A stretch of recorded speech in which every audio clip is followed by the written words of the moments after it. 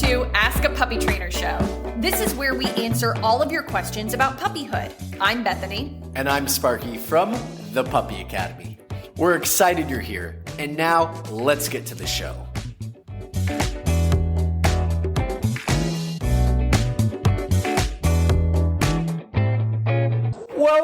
Welcome to Ask a Puppy Trainer Show episode 172. And I gotta be careful with my tone because she is very easily overexcited. All the energy. This is Frankie. She'll be joining us again. I think this is our round 2 for her. She's very excited, and I was jealous because Bethany got a hold of her last time, so I get a hold of her this time. And we've got a ton of questions. So there might be a couple points where you hear Sparky do a little bit of rapid fire. Did he speak about himself in third person? Yes, he did. All right. Let's get to a couple short ones just to get us into the groove.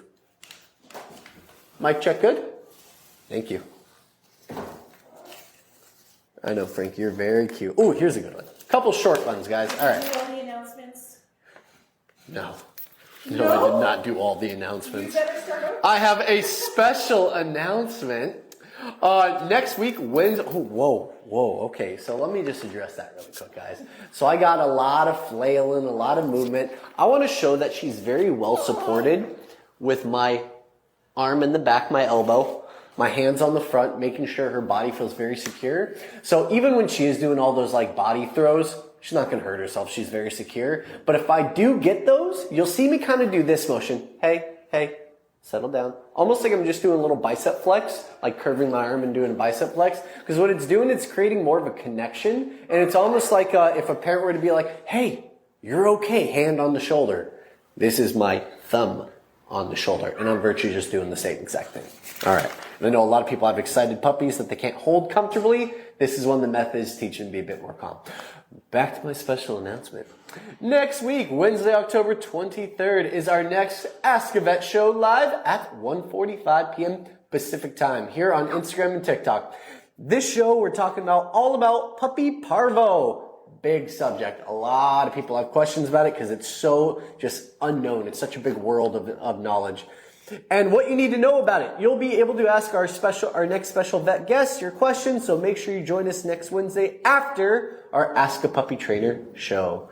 Did you calm down finally? You kind of did, huh? That's the calmest I've ever seen you. All right, great. Is there anything else, Ricky? That's it, right? Okay. You announce the episode? I did. I did do that. I did part of my job. Perfect. All right, and this is from Maya. Oh, I love it. Oh. Sound like a bird. All right, day 4. Puppy went in crate easy, but now not. Great once in, stop snaps 3 times every 2 hours and reset. Stop naps 3 times of 2 hours. Oh, okay. So every day they're doing about 3 times of 2 hours in the crate. And the second part of the question is, it's a 16-week-old Bernese Mountain Dog. It sounds like you probably started the crate schedule, and then they realize that when they go in the crate, they're going to be in there for a couple hours. So maybe you get a little bit of resistance now. And let me just really double clarify this. Puppy went in crate easy, but now not. So this is what I'd like you to try. A lot of the times, our association to crate is puppy goes in the crate. They're in there for 2 hours. They come out of the crate. And that's it. And then we're doing our 30, 40, 50 minutes, maybe an hour of free time. They need a bit more than that, guys. They need to be shown that the crate is not only for going in there. It's a training tool. We use food. We acclimate to the crate. So when I bring my dog to the crate, and let's say, let me even reverse that. I'm about to take, oh, that's bright. That's nice. I'm about to take my dog out of the crate. Right when I take my dog out of the crate, I've got my leash, my harness. I make them wait. They're calm and relaxed before bringing them out. I have them come out. And then I'm going to put them right back inside. Unless it's like morning and I know they've really got to go potty, then I'll get them outside for that potty. You guys know your puppy schedules better than I do. So if they're quick to go potty, get them out for a potty, bring them back to their crate. Put them inside the crate, offer them a treat, close the door, pause, open the door. They try to come out, close it, wait them out. And you kind of do like in the crate food, out of the crate no food. We're not rewarding for coming out of the crate. They already want to come out of the crate. That's already their reward. Are you chewing my wire? Can you turn the volume down on your phone? I think I'm hearing that. Yeah. Will you turn the live on the phone? The live's not going yet. Thank you. You were chewing the wire. That's why you're so entertained. Yes, I know. Where was I, Ricky? What was I on? What was I saying? You wait out your puppy in the crate. Boom. Wait out your puppy in the crate. And you're not giving food when they come out of the crate, guys. They're already being rewarded for coming out of the crate. It's actually coming out of the crate. The big thing that we're focusing on is them going in the crate, getting a small reward for it, and then becoming comfortable while being inside of there. And then releasing them, repeat. Out of the, no, you don't get the mic. Out of the crate, break, into the crate, house, sit, good, treat, break, release. House, sit, good, treat, break, release. You're doing it over and over again. And then when you're done, give them free time. Don't put them in the crate for a couple hours. The whole point of this routine, you are just a spaz right now. The whole point of this routine is to help them acclimate and get used to it. All right, are you done? Are you eating my mic? She's done. She's done. She lasted 4.5 minutes. That was pretty good. Crate follow-up question here. Do we? Oh, I love crate follow-up questions. It's just not follow-up. Just got a crate today at 14 weeks after having our pup for 8 weeks. Have we missed our opportunity to train him in it? So someone just got just got a crate at 14 weeks, but after having our puppy for 8 weeks, have we missed our opportunity to train him in it? No, I have dogs that joined this program at 6 months old and we crate train. Sometimes you got a day or two extra of barking, a little bit of whining, a little bit of crying in there just because they're not acclimated to it. They're not used to it. It takes a little bit of time for them to get used to it, but it's like the same person here, Maya. Puppy went in crate easy, but now not. It's just more about acclimating and being in there, creating a comfort zone, and you will get a little bit of barking, a little bit of crying. There's some that I ignore. There's some that I don't. If I get barking for 45 straight minutes, that's not a separation anxiety issue. That's a crate anxiety issue. And then we actually usually recommend you hire a private trainer because they can do some routines with your dog to help acclimate them to it and create more of a comfort zone over a shorter period of time so there's less barking in the crate. But if it's just standard barking, 10, 15 minutes of it, pretty normal the first few days you're acclimating. Let them bark it out. 15 minutes later, they kind of settle down. They go to sleep. 45 minutes later, it's the end of their window. Bring them out. Let them do their thing. But no, you're not too late. If you go to our Instagram, and Ricky can correct me if I'm wrong, Instagram, you can get our little link on the bottom, and it will take you to our master class where we talk about puppy schedules and potty schedules and structure schedules. Yes. TikTok too? Yeah. TikTok, Instagram, you guys all have access to our master class to pull all the information up. And you can even make a schedule for yourself. Link in bio. Link in bio. All right. Hello, Debbie. How to introduce your puppy to your 15-year-old dog. Both are introductions. Just don't. The 15-year-old wants nothing to do with your puppy, probably. No. I joke, but I don't joke. I'm actually being totally serious, but I'm not at the same time. All right, how do we do this? All right, so I have a 15-year-old dog who very likely is kind of near the end of his time, and he's really just had a comfortable, relaxed life.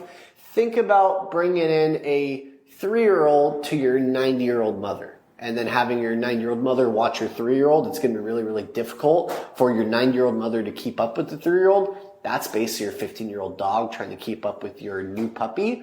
How do we acclimate them? We give them appropriate space. So new puppy has good structure. Your 15-year-old dog kind of gets to do a little bit more of what they've been doing up until now. They get to live their normal life. And when puppy is out of the crate, they're only out for about 30 minutes to an hour. Most times when they come out of the crate, they're in for a couple hours or out for 30 minutes to an hour. I might even use a playpen and set up a playpen for my older dog or let him up on the couch and just put a playpen around the couch to keep the puppy from jumping up on the dog's paws.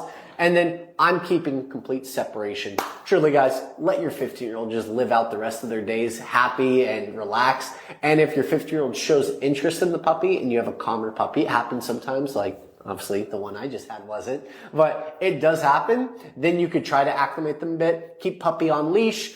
Older dog gets to kind of walk around. When puppy is showing attention to older dog and older dog is returning some of that attention, not jumping up on older dog, but just like sniffing and like licking face and stuff, then you can give slack. The minute your older dog tries to turn and move away from your puppy, you need to guide your puppy away from your older dog. That's your older dog saying, hey, I've had enough. It's been a good time. And now I'm moving away. You want to advocate for your older dog. I'm going to say that word again. Advocate for your older dog by pulling your puppy away and giving your older dog space.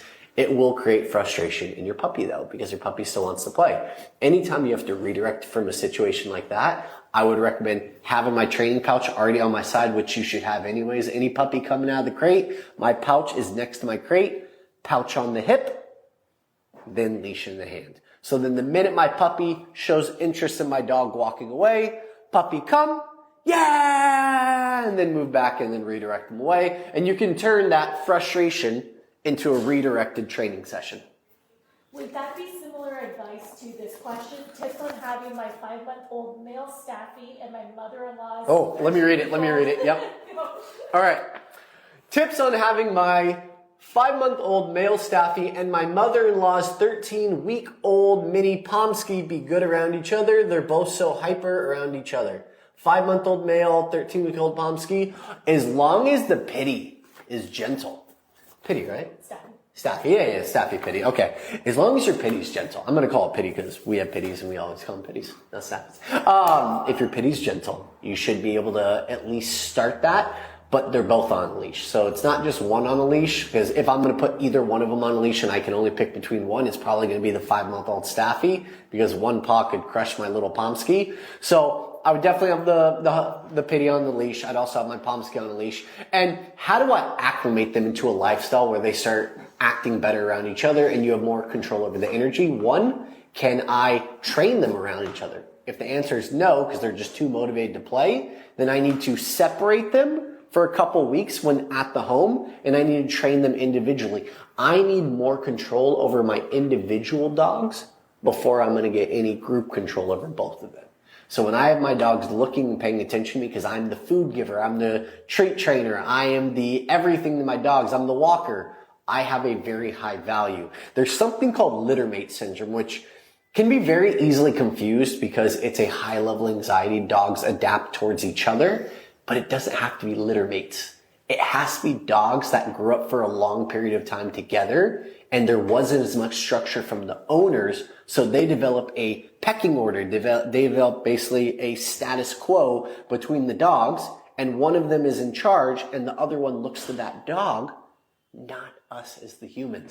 So that's the big thing I want to make sure that you guys don't get. So if my dogs only pay attention to each other when they're out and they're together, then they're not out together unsupervised. They're both on leash. They're both semi-separate. They're doing training separately. And if I can't even get their focus that way, one of them goes in the crate and I'm going to stagger them coming out of the crate. It's a little bit different for playtime, but maybe not just because there's such a size difference.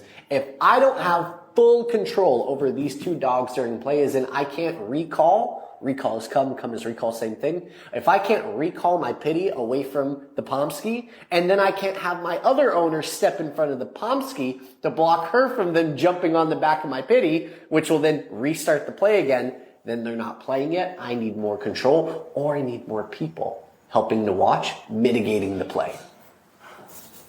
These are good questions. These are really good questions.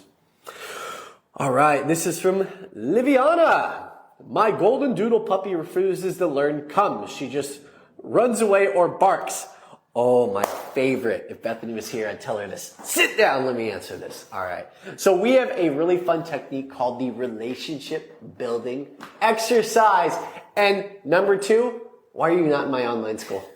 Why are you not in my online school? This is what I teach day 1, online school. We see you every week, 4 p.m. live for an hour each time. Why are you not in my online school? It's a really good price right now too, guys. Check it out. But truly, this is like 90% of puppyhood is I have dogs that are 7 months to a year out of most training programs that are saying the same exact thing that you're saying in your question. It's because training come is very difficult. To give you an idea, when we teach our relationship building exercise, coined, it's basically teaching name recognition and coming and called. Name recognition is the name and then come, and then stepping back and building momentum to draw your dog to you. But there's a lot of different parts of this equation. Do we have a leash on our dog?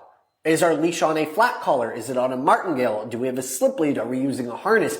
We have to have some kind of leverage. I'm not saying control in this situation because I'm not pulling it, but I need leverage, which means that I have some facet of understanding of what my dog needs in the moment to get them to come to me. And now, how many times does it take to get your dog to come? Well, UCLA has done studies. It takes anywhere between 2,000 to 3,000 repetitions of come with food for a dog to come eventually from a distraction without food. So let me just reiterate that. 2,000 to 3,000 repetitions of come with food. And it says it's over a 2 to 4 month period that it has to be done. So it's not like 2 years of thousands of repetitions. No, we're talking a short training window where you have to do all these repetitions. And every come that you do, and by the way, when do we practice this? Every morning. What's the one thing I do every morning with my dog? I feed them their breakfast, their kibble. When do I tend to have at least 5-10 minutes before work to do this? When I'm getting ready to have my breakfast. So I'm not even pulling kibble in a bowl. I'm putting kibble in a pouch. That pouch is on my hip. I'm grabbing a handful of 4 or 5 pieces. Leash in one hand, not up. Elbow is down, relaxed by my side holding the leash. Food in the opposite hand. Food to my dog's nose. Name, come, walk backwards, good, food. Name, come, good, food. Name, come, good, food. I do about 10 repetitions in a row, rapid reward.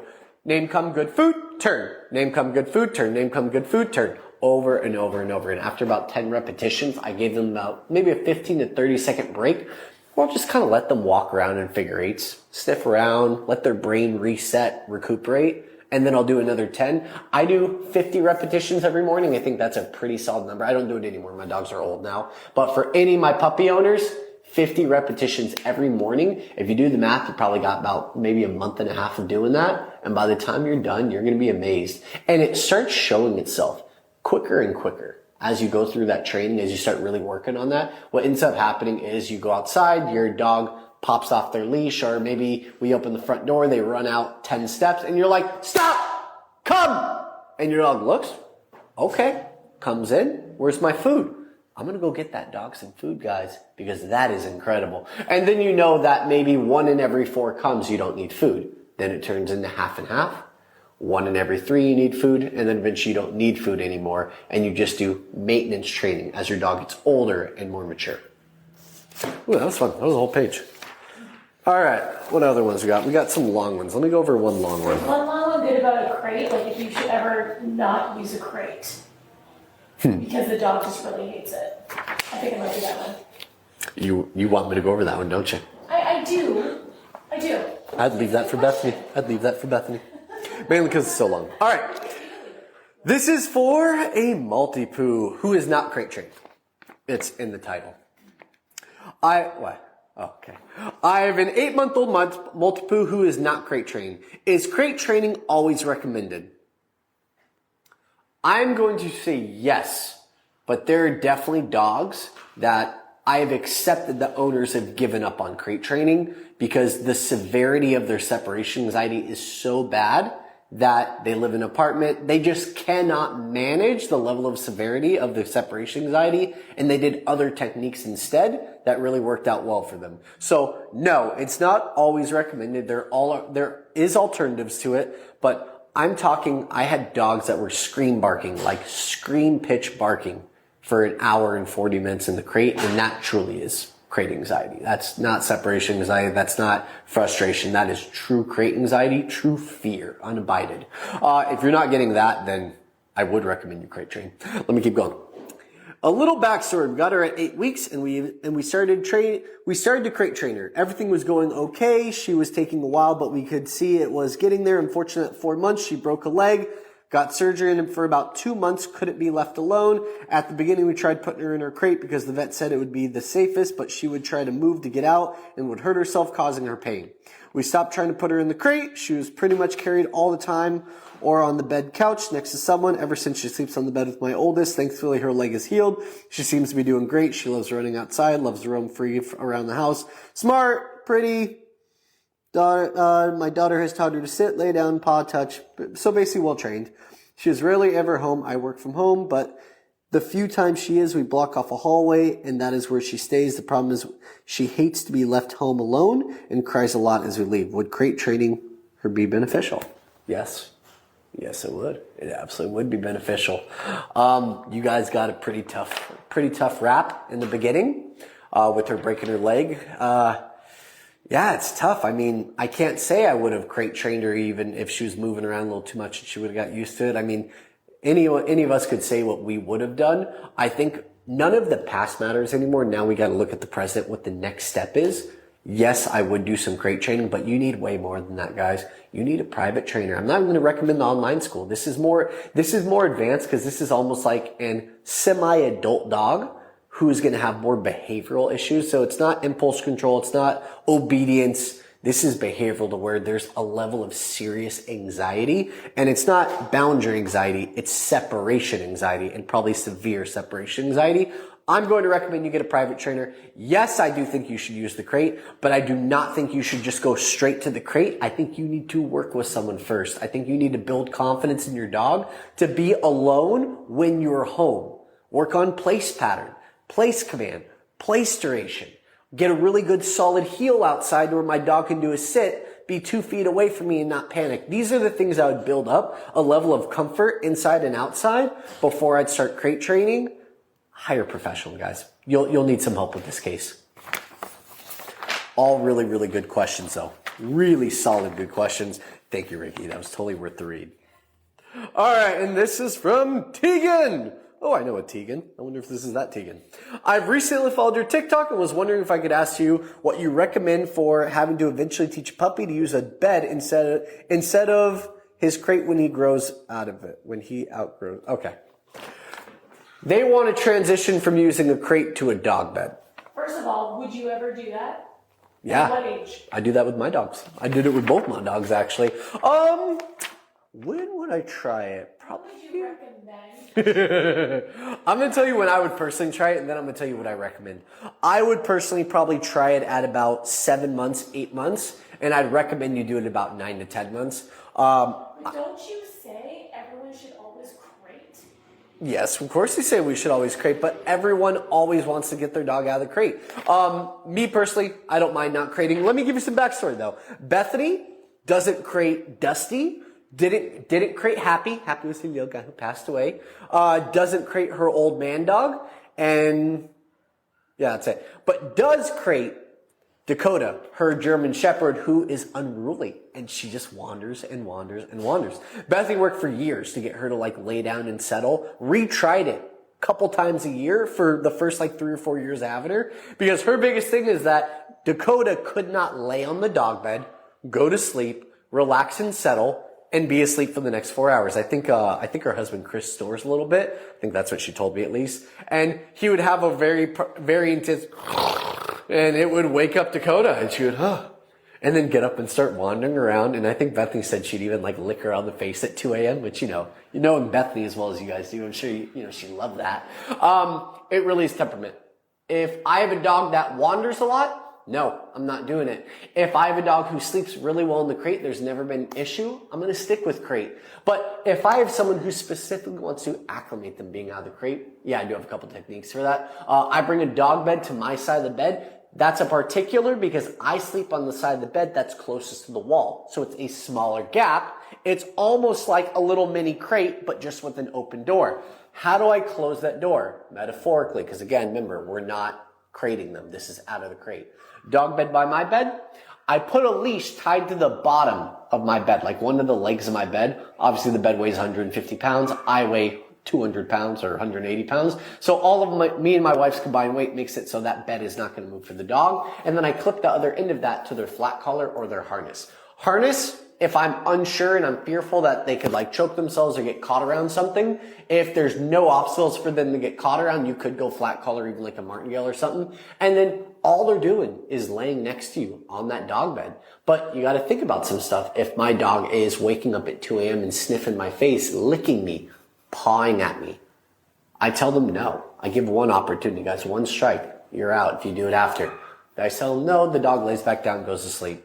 5-10 minutes later, an hour later, they wake up, they're pawing at me again. It's just take a breath, untie your leash, walk them to the crate, put them inside the crate, close it, lock it, have them lay down, cover it, go lay down in bed, go back to sleep. They're not ready!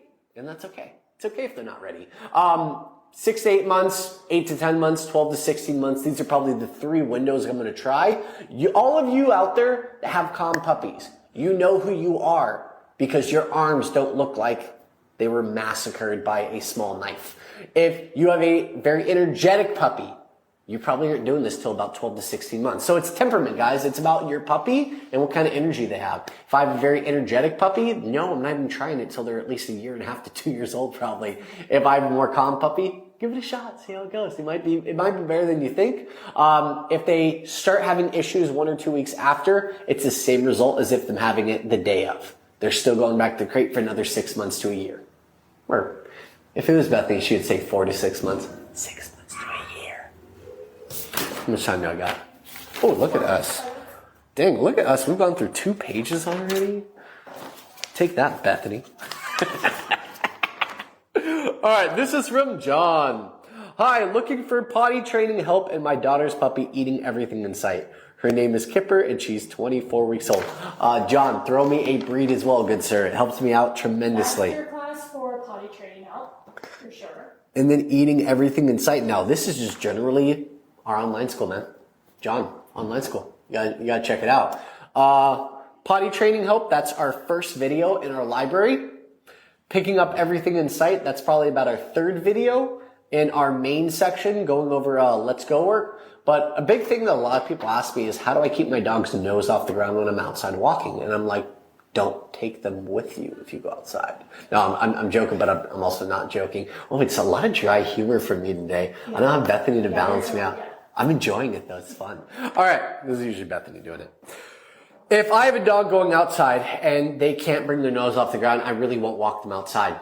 I will do acclimation walks. I'll find areas to where it's just really clean. There's not much junk on the ground. There's nothing really to pick up. I'm not walking them on the grass. And that's more of just existence to get them to see everything out there and start watching people and just acclimating to being in that type of energy. But you're not actually walking. You're not really going anywhere. The other end of it is if it's leaves, if it's a couple pieces of grass, it's a little stick or two, and your dog's picking it up, it's not going to hurt them. They're not going to get a blockage from that.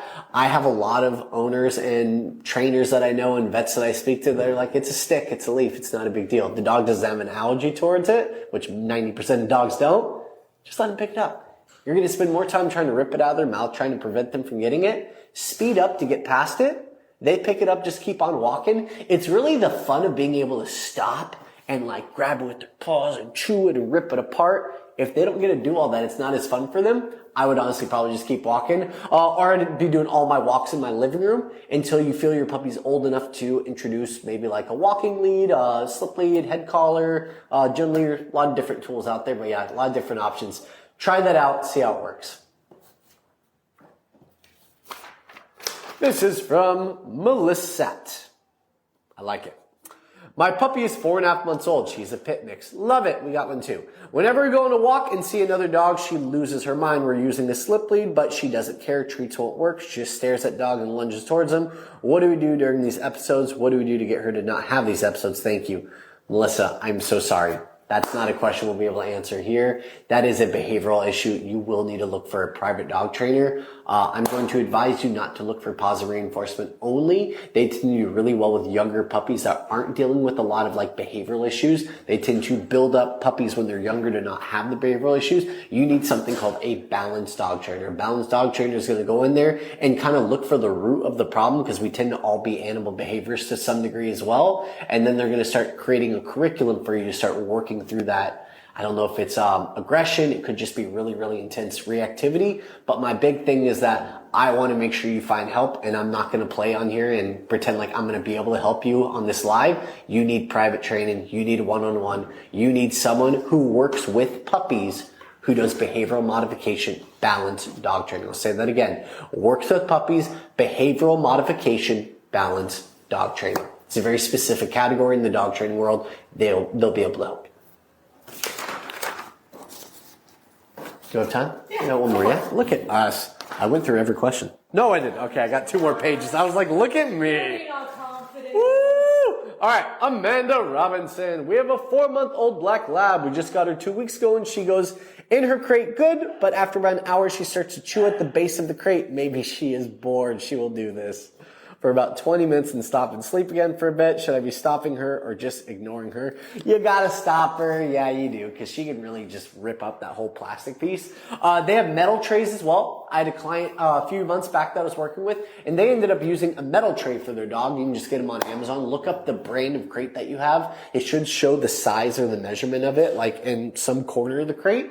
And then just look up those measurements, those dimensions, metal crate bottom, and they'll pop up and just replace it with it. Otherwise, I mean, you could tap the crate. I mean, I know that if I see a dog in our building, in our facility, chewing the crate door, I'm just going to walk up. I'm going to kind of just walk up calmly. I don't want to, it's not a big deal. It's not a big energy I'm trying to do. It's neutral stoic. No, the crate, not the dog. You didn't hit the dog, hit the crate. And what you're doing with that, it's what we call an interrupter. It's an interruption to whatever mentality the dog is in. Most time it's mindset, boredom, frustration, needing to do something, watching another dog train, but they're not training themselves, watching you guys do something fun, but they're not a part of it. We want to interrupt that. And most time with a simple interruption, most dogs will and lay down slowly and kind of settle back down. It works really well if your crate is covered. It does not work as well if your crate is uncovered. Because they're not dumb. They see you coming. They know what you're there for. So if you're having issues, cover the crate. If you're not, then no big deal. Was there a second part to this? Yes. There was, right? Oh, I think choose it for about 20 minutes. Yeah, no. She is bored. Can you give her more mental stimulation? Probably. Yeah, you probably do more training sessions. I think about every time my dog is out of the crate. This is something I know Bethany would ask. So I'm going to ask it, and then I'm going to dig into Bethany when she comes in next week for not being here. When I have my dog out of the crate, let's say it's a 30-minute free time window. And maybe it's more, maybe it's less, I don't know. But 30-minute free time window. My breakdown for that free time window is 3 parts. And if I have a very hyper-energetic dog who tends to get bored easily and needs a lot of mental and physical exercise to calm them down, I'm not going to do a large amount of play, believe it or not. And by play, I mean like chasing them around, getting chased, throwing the ball, but them not coming back with it, having to go retrieve it. I'm not going to do a lot of that. I'm actually going to probably about 75% focus on my training. My first part of free time is walk and play. My second part is training. My third part is called supervised separation. Part 1, walk and play. I'll probably emphasize my walk more than anything and maybe do like a 5-minute play session, 2 minutes of tug drop, and then break to get it back. 3 minutes of fetch, throwing it 4 feet. I got a 6-foot leash, guys. Here's my toy. Play, drop, fetch. Puppy come, hand on toy, drop, bring it to your belly. You wait them out, they get bored. You can do a little bit of counter leash pressure. They eventually let it go. Sit good, excuse me. Sit good, pause, fetch, throw another 3 or 4 feet. That is what we call productive and constructive play. It's not play to where you're just focusing on, woo, having fun and chasing the ball. It's more about grab the item, bring it back, release it for a treat and a sit. Once you're calm and waiting and you're pausing, then I'll throw it again for you. It's a mutual, guys. I want to teach my dog how to come when called, how to sit and stay, how to give things up voluntarily and be calm and not lunge and bite my hand to take it back, even not maliciously, just puppily. I want to help them to be more neutral. This is one of the ways that I make it happen. And then the second part is the training. I'm doing at least 15 minutes of training for every free time window.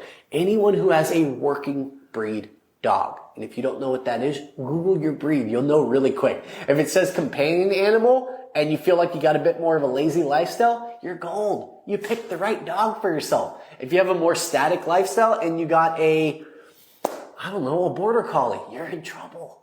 You got some issues. You got to do a little bit more training though. More exercise that's productive, constructive. More training, which is going to help the dog's brain to slow down a little bit. And then the final window of our free time is what we call supervised separation. This is one that gets forgotten a lot. This is existing in our space without having access to us. That would be like, imagine to the left of my couch and another 3 feet past it, I would have my dog on that dog bed.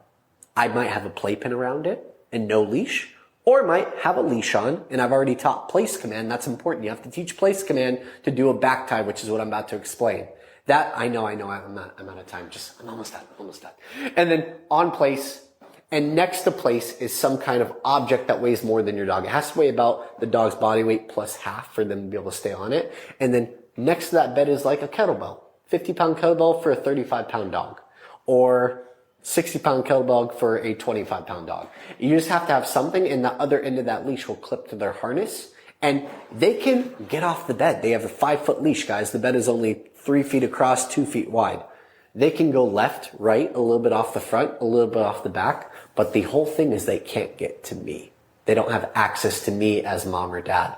So what we're teaching them is how to be independent, confident, and eventually even learn how to self-soothe. That's a big one for us guys, because when you put your dog back in the crate, if they just train for 15 minutes and they're overstimulated, excited, they're not going to settle in the crate. If you played with them, they're not going to settle in the crate. But if they got some downtime and they already got their brain about halfway to that settled state, and then the crate is just the next step for them after about 10, 15 minutes, then you're gold.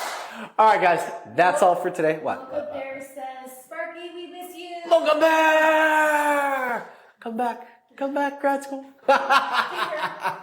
Say it again. Yep, daycare. Oh yeah, guys, we got our daycare starting soon. Any of our old students watching this, we're opening up a daycare soon. It's only accessible to our old students or students freshly graduated from the program. We can't wait to see you guys there. All right, guys, and that is all we have for today. Which one are you ending first? I got to do my stuff. I do an awkward smile for one. I do awkward thumbs for the other. Okay. Which one are you ending first? This one. It's important. Okay, when you end that one, I'll do my awkward smile. Thanks for tuning into Ask a Puppy Trainer Show. We hope you found some advice that you can use to help make puppyhood a little easier. Don't forget to join us live every Wednesday at 1 p.m. Pacific time on Instagram or TikTok at The Puppy Academy. This is where you can get a chance to ask your burning questions in real time. And if you want even more puppy guidance, visit our website at thepuppyacademy.com for info on joining our online puppy school. If you enjoyed today's episode, please consider subscribing to our podcast and leaving us a review. These reviews let more people find us and supports us on our mission to help as many puppy parents as possible around the globe. Thanks for listening, and we'll see you in the next episode.